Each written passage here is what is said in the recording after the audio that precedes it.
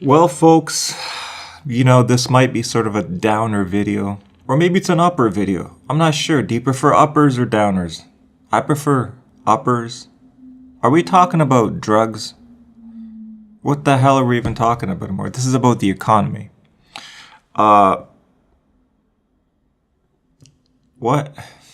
I think I'm going to restart that. Okay, folks, so, on Twitter, the last little while, there's been this thing about this hashtag called Learn to Code, right? So I have a younger brother, and I was talking to him about it because this idea of because he's in university right now for software engineering, computer science, that kind of stuff. He's doing he's doing a whole bunch of different things, computer-wise, coding, programming, developing software, like a whole bunch of things. So the idea is, well, look, he's doing one of these, jobs that's still going to be available, because all these, the idea is that 90% of jobs will be lost, like truck driving, retail jobs, because most of the stuff is you buy stuff online.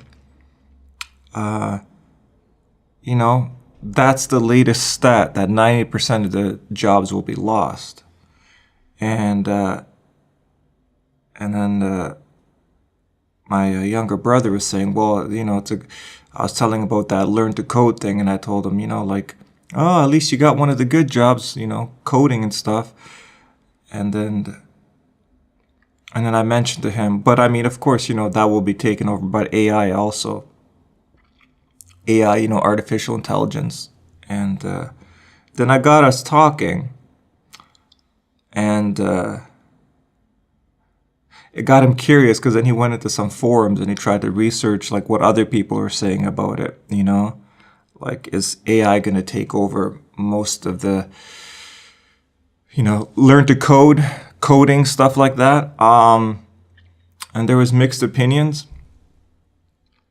So I guess in a way there's kind of mixed opinions about many things. The thing that there really isn't mixed opinions about is that a lot of jobs will be lost. Whether it's 90%, whether it's 60%, whether it's 99%, who knows. But there's this idea of what is the world going to be like when most of our jobs will be automated? It's a weird thing to think about. The obvious solution that most people have come up with is this idea of universal basic income. Now, the problem with universal basic income is that from what you hear about it now, is basically it's just let's just give everyone enough money so they don't start like a riot out on the streets. That's what it really kind of seems like, because their idea is to give everybody $1,000 a month. And realistically, who the hell can live off of $1,000 a month? It's just basically enough to maybe keep you alive, or just not have billions of people rioting on the streets. I really don't know what $1,000 a month is going to do, but that's sort of the idea now. But the idea of universal basic income makes sense. But I don't know how people are going to live off of $1,000 a month. There's a lot of different economical things that are going to have to change for the general person to be able to live off of that. And I think, first of all, it's just strange, this idea of 90% of the people losing jobs. Now, why is it strange? Well, specifically North American culture, that's going to be super, super strange. One of the most common things people outside of North America say about North Americans is they're always mystified by why we're so obsessed about the jobs we do. What do I mean by that? Well, most places in the world, people live their lives, and it's not, you don't meet somebody and say, so what do you do? But in North America, that's always the first question somebody wants to know about somebody. So, hi, nice to meet you. My name is Tony. Yeah, so what do you do? And people from outside of North America are always like wondering, why do you guys care so much about what somebody does? It's always like the first thing you do when you meet them is like, hi, what do you do? Why? Well, because North American capitalistic lifestyle is really based on, we get our self-worth by our job. That's really what we identify ourselves with. And if we get laid off or we're doing something else, we feel worthless, because all the things that make us, special, or like, this is what gives me my worth, it's really about our jobs. So we've really developed a society where you get all your self-worth out of just your job, what you do. It's not like the character, it's not like your personality, like, are you a good person? Are you an honorable person? Are you a person with integrity? Are you a person? No, it's just, what do you do? That's really the most important thing, what you do. You could be a piece of shit, but if you have a fancy job, you're amazing, right? That's the kind of lifestyle we've created, where really the most important thing about somebody is, what do they do? And many places in the world, they're kind of confused by that, why that's always our first question. What do you do? So what are people going to feel like when they don't have that fancy job to associate with their self-worth? It's going to be really interesting to see how people adapt. Now, it could really be as simple as a generational thing, where just maybe like the first generation of people who lose their jobs like that, they feel worthless. But then eventually, once they have kids, and then the kids will be born into that system, so it'll really feel not really that much different, It's kind of like, I used this analogy before, but like, I was watching that show, Man in the High Castle, that's on Amazon Prime. And the idea of that show was, what if the Nazis won World War II? So they take over America, and for that first generation of people that got occupied, for them this is insanity. I can't believe the Nazis are on the streets and they're controlling us and we have a curfew. But then their kids, they got born into that lifestyle. So when they walk out onto the streets and see that the Nazis are walking on the streets and they give you a curfew, that's just normal thing. That's just normal to them. So maybe it might just be like that, where it's just like, it's not really that big of a deal. Maybe the first generation of people that get laid off, it's a huge deal. Because they associate themselves and their self-worth with their job so much that it's going to really be hard. But maybe like after like one generation, people will be like, this is normal. So I don't know. It's iffy. I'm not really sure. But this kind of topic it's like a never-ending debate. Why? Because what are we really developing? We're developing AI. And that really is a never-ending debate, right? Yeah, sure, we're going to lose our jobs and we're going to have universal basic income. So before I even talk about the philosophy of AI and what I think it means and the debate over it, I don't think universal basic income will be enough. Definitely not $1,000 enough, not to keep the whole world going. But I kind of wonder, what do we need? As far as technologies, I think that the only saving grace that we have, if everyone loses their jobs, is we need some sort of free energy device. Now, I know that sounds, you're like, Tony, what's wrong with you? What do you like? What else do we need? Magical unicorns also? Because this idea of these free energy devices sounds like some sort of conspiracy thing that you always hear about in alien conspiracy culture, that like these civilizations, they've come to Earth and we've contacted them, and like they have free energy devices, and if they just gave us these free energy devices. Well, here's the deal. Whether aliens give us free energy devices or whether we create them and develop them ourselves, I think that we need to develop some sort of free energy devices. Now that sounds kind of weird. Well, why is that going to save? My simple theory behind that is that the world runs on energy, right? So it's kind of like, why did all the oil people become billionaires back in the day? Because the whole world needed energy, and oil was the energy source, right? That was the main energy source, oil. So anybody who had oil was a billionaire. So we need a new energy source. But this one has to be free and for everybody. So that's my idea, because the world needs energy to move. So my idea is, yeah, sure, universal basic income, throw like $1,000 to somebody a month, but I think we need more than that. And I think the one thing we probably need is some sort of free energy devices. I don't know, does that make sense? It kind of makes sense to me. You know, when you talk about this kind of stuff, you never know if it fully makes sense. You're just kind of like giving your ideas, but who knows what we really need. But to me right now, that's what I think we'd probably need. Universal basic income, sure, and then some sort of free energy devices, whenever the hell we develop those, or, you know, if an alien decides to throw it down our way. Okay. But this idea of this AI taking over and doing most of the jobs, and what AI is, artificial intelligence, this is a never-ending debate. You know, there's some people that are terrified of artificial intelligence. What if it does this, and what if it does that? What if it realizes, you know, we're destructive to the earth and just wants to eliminate us? What if this? Is it going to be good? I honestly think that there's no 100% way to predict which way it's going to go. That's why it's fascinating. That's why it's an interesting debate. I kind of see it like this. Let's say our universe, you know, billions of galaxies upon billions of galaxies everywhere. You know, it's funny because you used to hear this when I was young. When I was young, the idea was, oh, do you believe in aliens? You know, that was like the question. And I always found it like to be a really ridiculous question. You know, it's kind of like you're asking, do you believe in Santa Claus? You mean, do I believe that other intelligent life lives in an almost infinite universe? It's like, what kind of question is that, right? But anyways, the idea was, well, what proof do we have?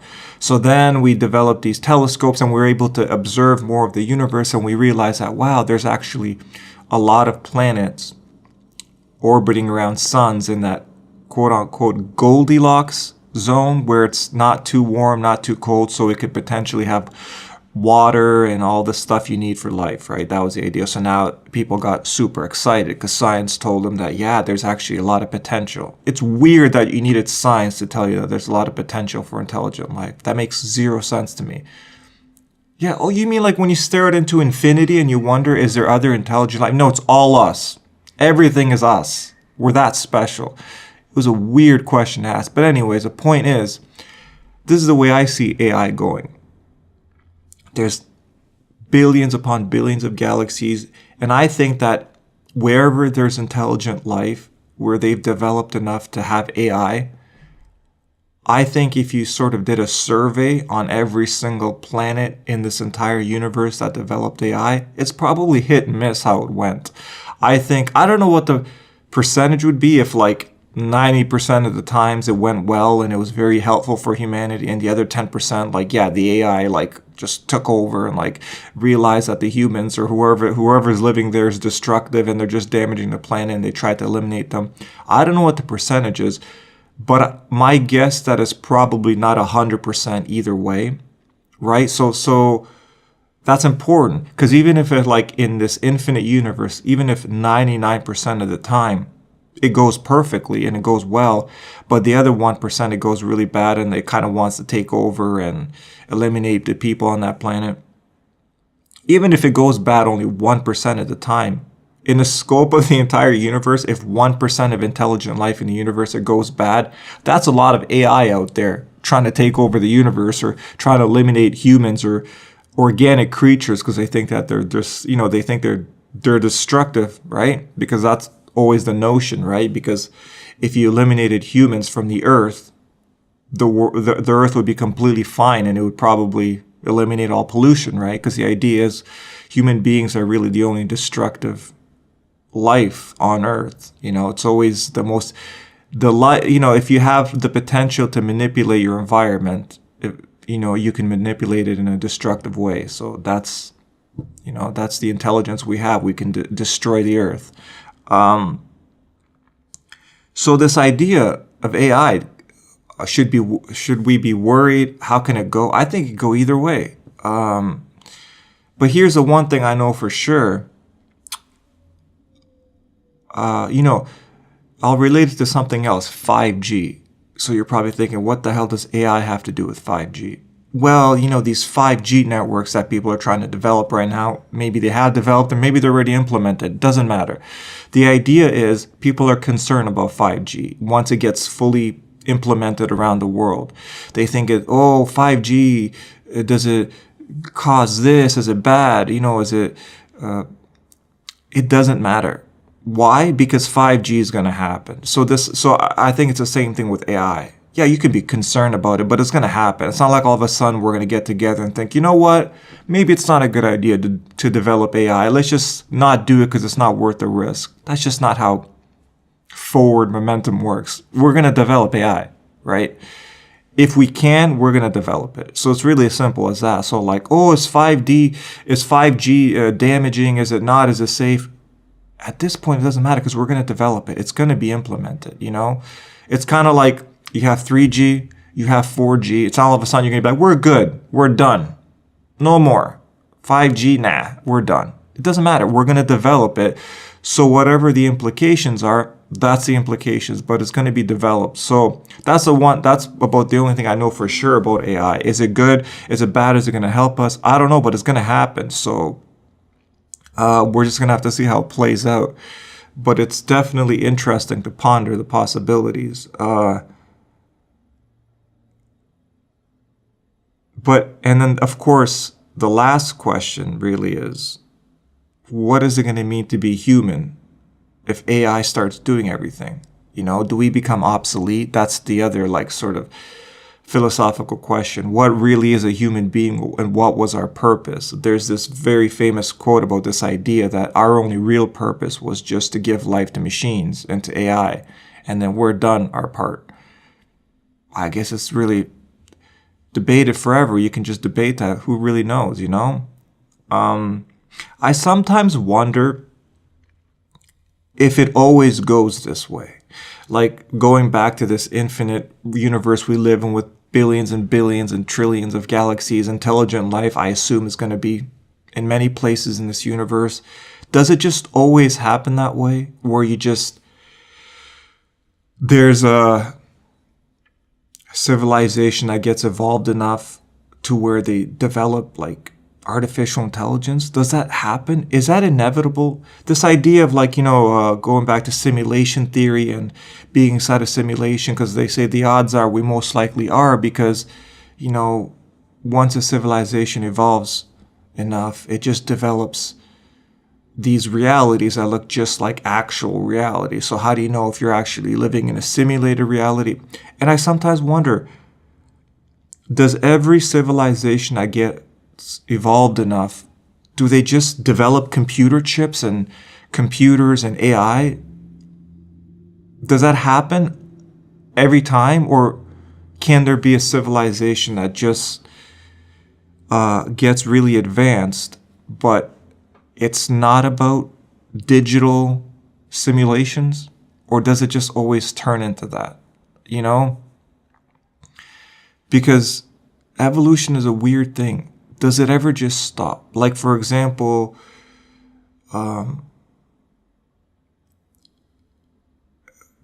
can there be a planet out there where people are just whatever they look like and they just keep living that way forever? It's kind of like, I guess the question is, what is the end point? What is the end game? Does it always lead into that, to a digital world? Do we always create digital things, or can it just stay organic?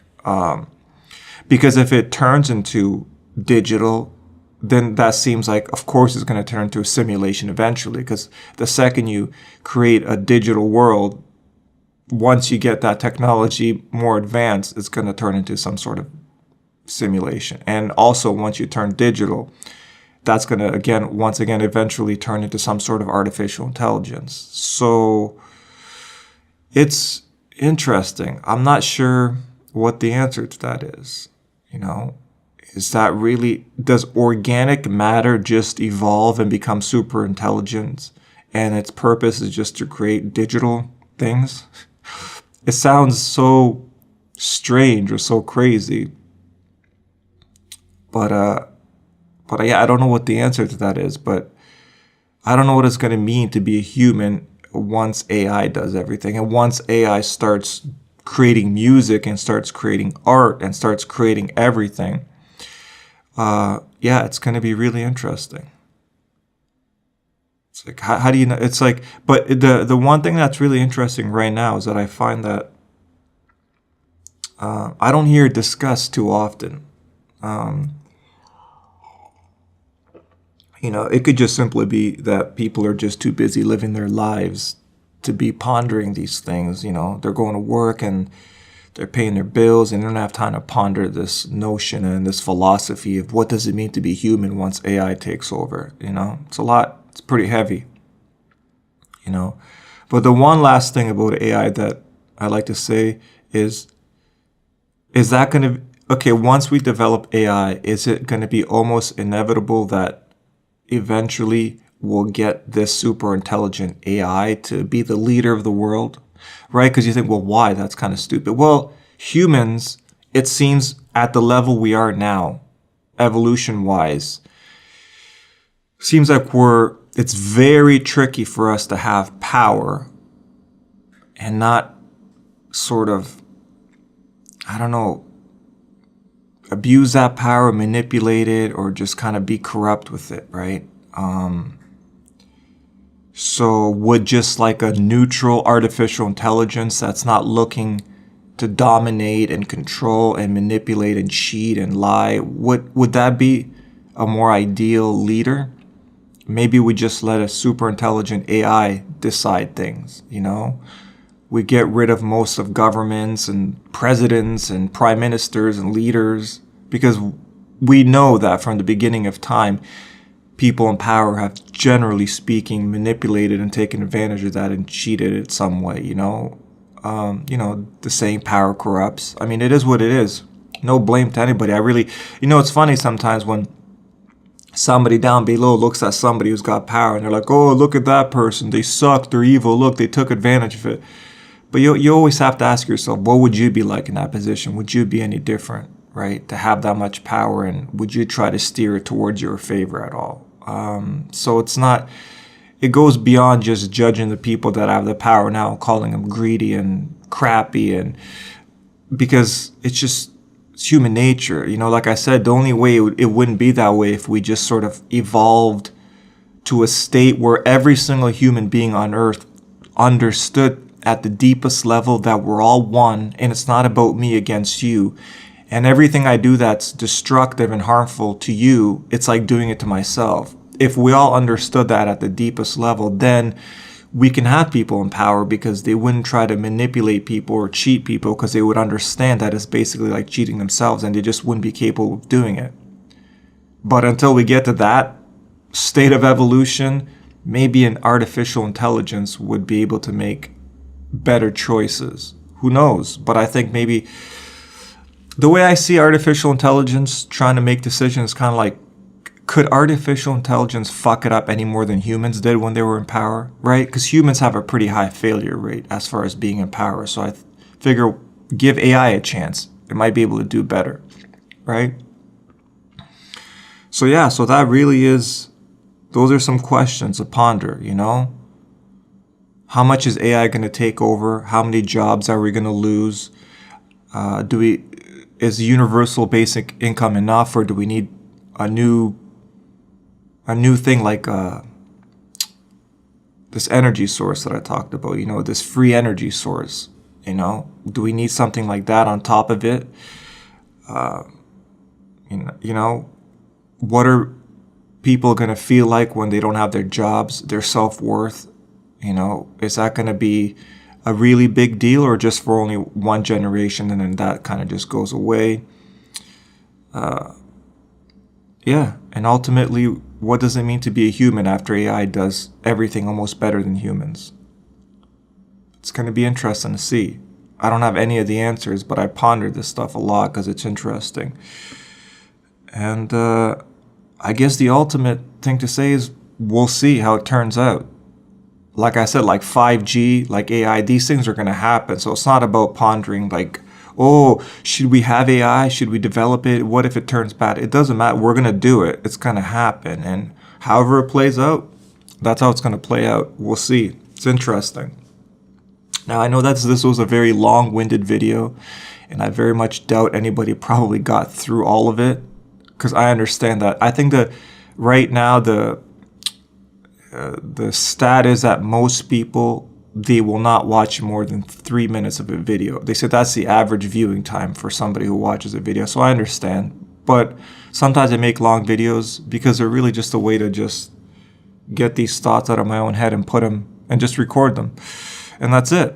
So AI, we'll see how it goes. But I'll see you in the next video. Take care. Bye.